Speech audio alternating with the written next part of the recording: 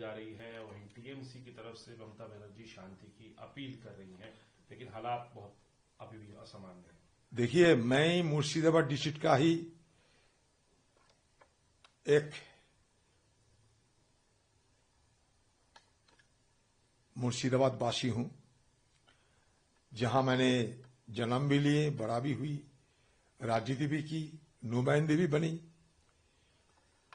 मैं लगातार 5 बार उसी डिस्ट्रिक्ट से नुमाइंदे बनी और मेरे साथ साथ मैं हमारे दिवंगत नेता प्रणब मुखर्जी साहब को भी मुर्शिदाबाद में बुलाकर वहां से भी जिताई। और आज नहीं, आजादी की समय से ही मुर्शिदाबाद डिस्ट्रिक्ट एक मुसलमान बहुल डिस्ट्रिक्ट की मान्यता दिए जा रहे हैं। फिर भी जहां 70% से ज्यादा मुसलमान आबादी है, मैं वहां से चुनाव जिताते रहे, क्योंकि हमारा वहां की माहौल ऐसा ही था। लेकिन धीरे धीरे जब से ममता बनर्जी की उत्थान हुई बंगाल में और ममता बनर्जी के हाथ पकड़ के बीजेपी पार्टी बंगाल की राजनीति में जब अपना दस्तक रखने की कोशिश की, तब से माहौल धीरे धीरे एक सांप्रदायिक दिशा की ओर बढ़ने लगे।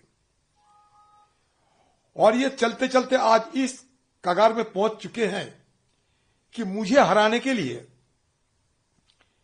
एक मुसलमान उम्मीदवारों को वहां लाए जा रहे हैं और प्रचार में आम लोगों को गुमराह करने के लिए ये बताए जाते थे कि आजादी के बाद हिंदुओं को हम जिताए, इस बार मुसलमानों को जिताना है। इतना दिन तक दादा को जीता, इस बार भाई को जिताना है। ममता बनर्जी मुझे हराने के लिए इस कदर प्रचार में चुनाव लड़ी। और सिर्फ यही नहीं, उनको ये लगी थी कि शायद और भी कुछ करना चाहिए, इसलिए रामनवमी की जिन दिन में एक हिंदू की इलाका में एक दंगा फैलावा गया और एक उनकी पार्टी की नुमाइंदे एमएलए खुलकर मीडिया वालों के सामने, आम लोगों के सामने कह रहे हैं कि मुर्शिदाबाद में 70% मुसलमान और 30% हिंदू, अगर मुसलमान चाहे तो सारे हिंदुओं को मार के गंगा नदी में बहा सकते हैं। और उनकी पार्टी की तरफ से लगाए गए एजेंसी ये मुसलमान नुमाइंदे की ये बयान हिंदू गांव गांव जाकर प्रचार करने लगे कि सारे हिंदू लामबंद हो, नहीं तो मुसलमान मार देंगे। मकसद थी अधीर चौधरी को हराना।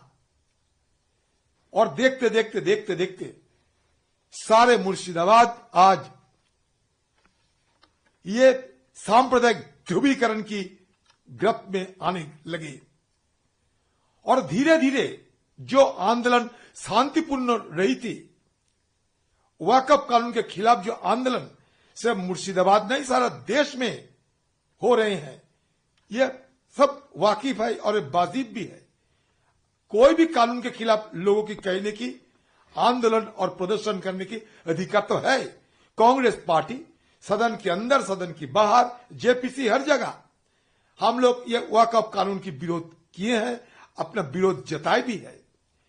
कोई शांतिपूर्ण आंदोलन मुर्शिदाबाद में, जैसे कि बंगाल में दूसरे हिस्से में होते थे, मुर्शिदाबाद में हुआ।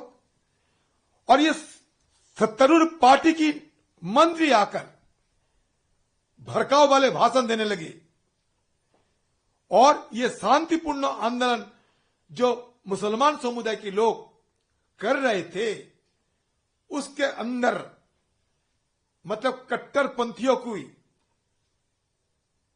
एक घुसपैठिया हो गई। आप जानते हैं बगल में हमारा बांग्लादेश है, कट्टरपंथी लोगों की कमी तो नहीं है कहीं। ये वाकफ कानून के खिलाफ जो आंदोलन हो रही थी, उसके बीच कट्टरपंथियों की घुसपैठिया के चलते तनाव पैदा किए गए। पुलिस वाले चुप्पी सादे मूक दर्शक बन के रह गए।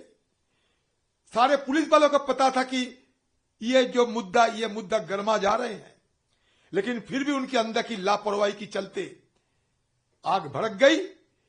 पुलिस वालों की जीप आग के हवाले कर दी गई और पुलिस वाले डर की मारे भागने लगी, किसी की दुकान पे नहीं तो किसी के कमरे में जाके खुद को बचाने लगी। एक पुलिस वालों को इस तरीके की पिटाया गया कि वो भी अपनी जान से मुकाबला कर रहे हैं अभी।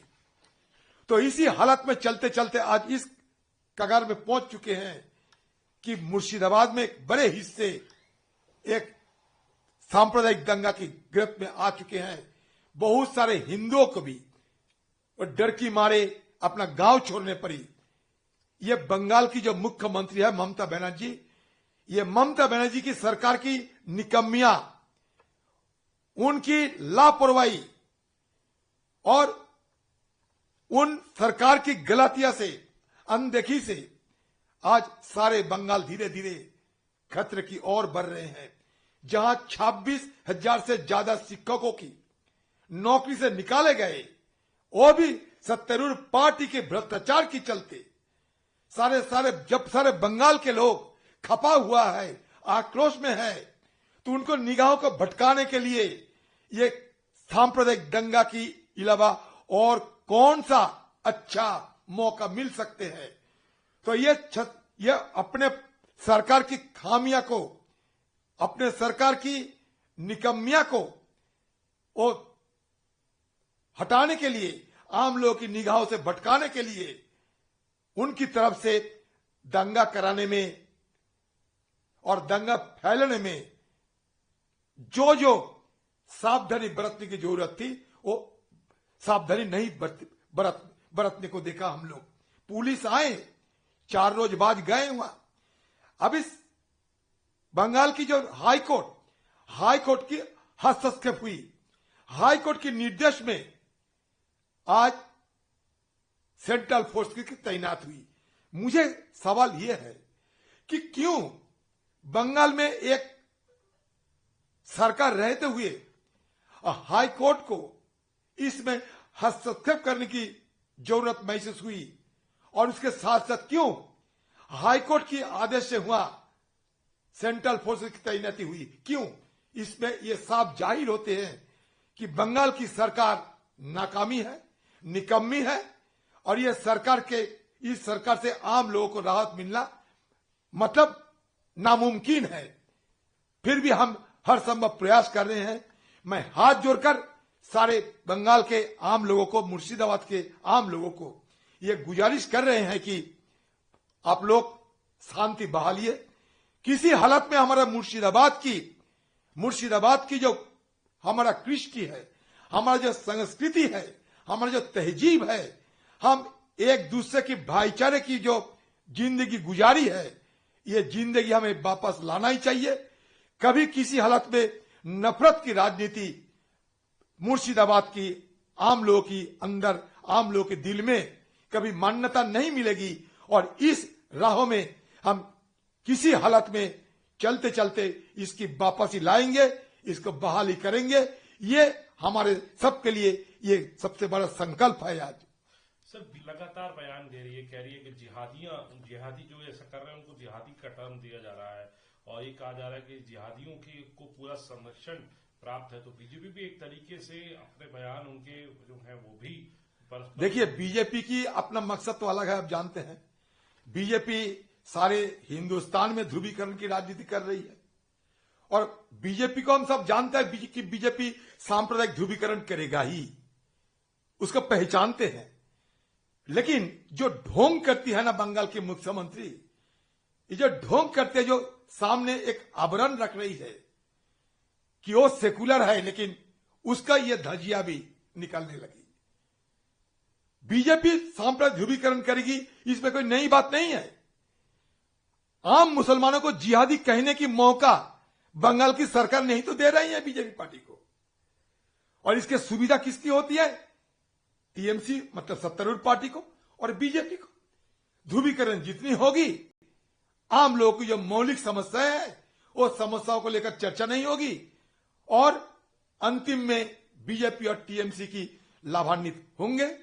और इसी दिशा में दोनों ने ही ये रास्ता अपनाई। और आम मुसलमानों को जिहादी कहने की कोई अधिकार नहीं है। जो आंदोलन हो रहे थे शांतिपूर्ण तरीके से हो रही थी, ना वक्फ कानून लाए और ना ये घटना घटी। आपको एक बात बड़ी संसद में कह रहे हैं, देखिए मैं मानता हूं दंगा हुआ होती है जहां सरकार चाहती है। कभी गोधरा में हुई थी, सरकार चाहती थी।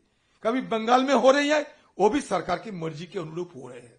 दंगा तभी होते हैं जब सरकार चाहते हैं, ये मान के चलिए।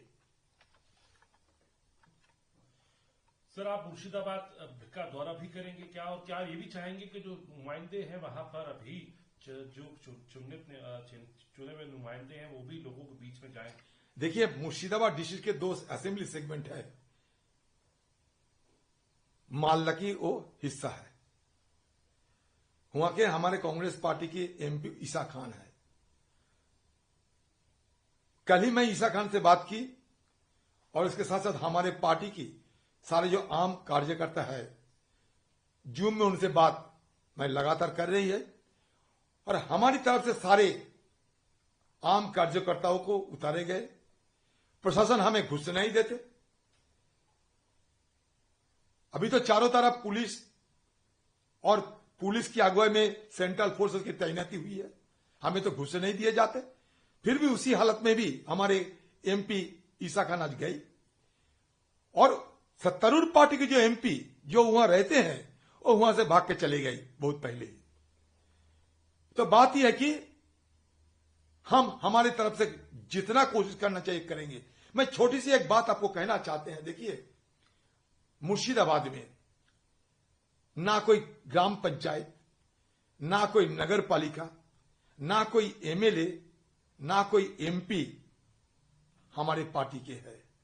सारे सत्तारूढ़ पार्टी के। टीएमसी पार्टी के हाथ में ग्राम पंचायत, टीएमसी पार्टी के हाथ में ही नगर पालिका, टीएमसी पार्टी के हाथ में डिस्ट्रिक्ट पंचायत और सारे एमएलए एमपी सब उन्हीं के हाथ में। पुलिस उनका है। तो आप ये बताओ कि दंगा लगे लेकिन किसी को भनक तक नहीं लगी, जब सारे प्रतिष्ठान उन्हीं के हाथ में है, सारे क्षमता उन्हीं के हाथ में है। तो इतने बड़े दंगा पिछले 6-7 दिनों से लगातार तनाव की माहौल वहां विराजमान है। फिर किसी को भनक नहीं लग चुके, ना पुलिस वालों को, ना सत्तारूढ़ पार्टी को, ना किसी को। सारे खबर सूबे की सरकार के पास थी। जानबूझकर ये अनदेखी किए गए। इसलिए हम लोग हमारी तरफ से कोशिश जारी रख के, मैं काम में आए थे दिल्ली, कल ही वापस जा रहा हूं और हमारी तरफ से ये वहां के जो शांति और चैन की जिंदगी हम लोग गुजार रहे थे उसको दोबारा बहाली करने के लिए हर संभव प्रयास हम करते रहेंगे। इसलिए काली में दौरा कर रहे हैं।